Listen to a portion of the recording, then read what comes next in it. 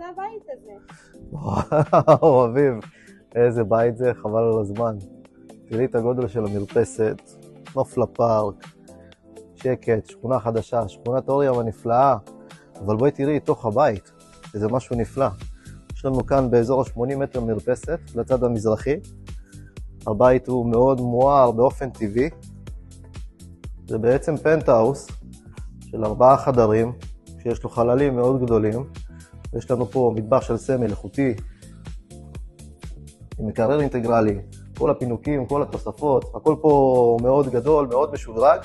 עשי להם סיבוב בשער הבית.